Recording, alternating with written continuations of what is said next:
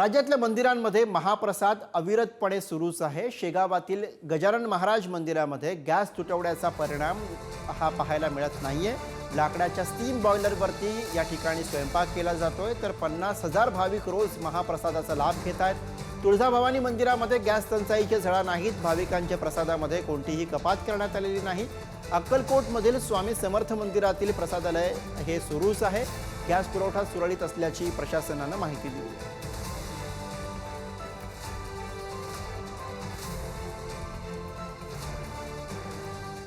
शेगावातील गजानन महाराज मंदिरामध्ये गॅस तुटवड्याचा परिणाम दिसत नाही।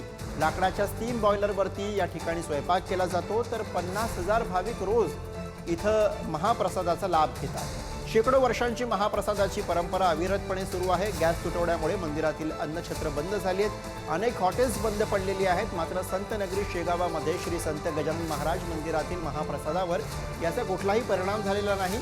लाकडाच्या स्टीम बॉयलरवरती महाप्रसाद केला जातोय। शेकडो वर्षांपासून सुरू असलेली ही परंपरा अविरतपणे सुरू आहे। गजानन महाराज संस्थान एक असं संस्थान आहे की इथे अतिशय शिस्तबद्ध कारभार आहे।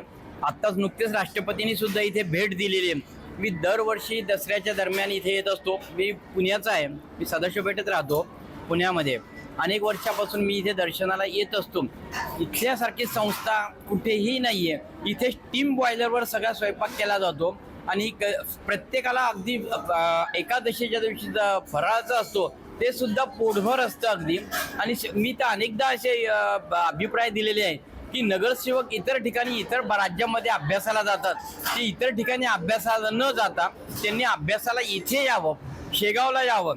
जे लालबागच्या राजाच्या वेळेस गडबड होऊन जाते दरवर्षी, त्या तिथल्या स्वयंसेवकांना इथेच अभ्यास करायसाठी पाठवावं।